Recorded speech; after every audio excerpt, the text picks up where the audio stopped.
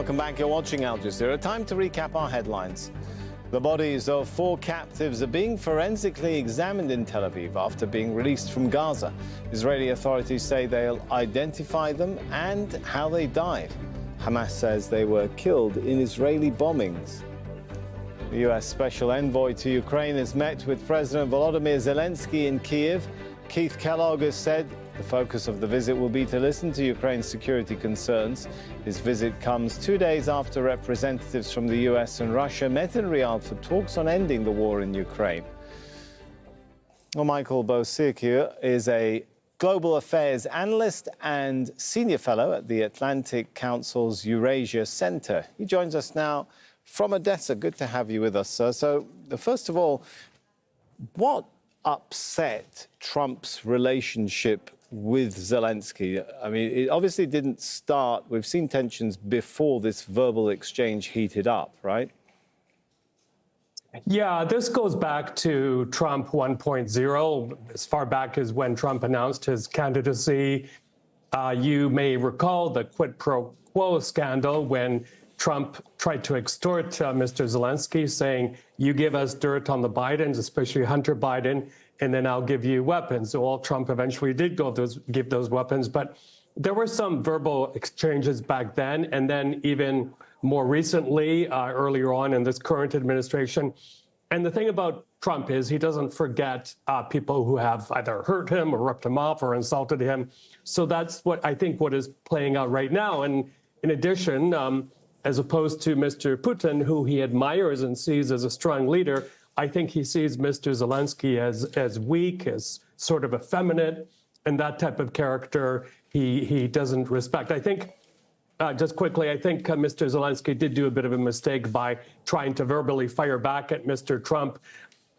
He would have been better off just zipping his mouth and letting this go and hoping that Trump's short attention span shifts him to some other region of the world. Will these tensions translate into Ukraine having to give maybe even further concessions than the US or Trump has already indicated to Russia once they do get to that negotiating table? Yeah, I think as your correspondent Kimberly Halkett indicated, is that what's more important here is not what's being said, but the shuttle diplomacy, the talks with the Russians via the Saudis.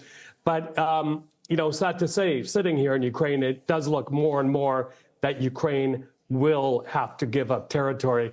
How much, we're not quite sure, but we can safely assume that Crimea is gone, big chunks of Luhansk and Donetsk, which the Russians mostly occupy. A big question, however, will be how much of Zaporizhia and Kherson Oblast they hand over, which they partially occupy. And then finally, you know, my concern right now is with no solid red lines being enforced by the Americans, the Russians will do, as they've been doing in the past 2 nights, pounding Ukrainian cities and trying to get more territory to kind of exploit this void.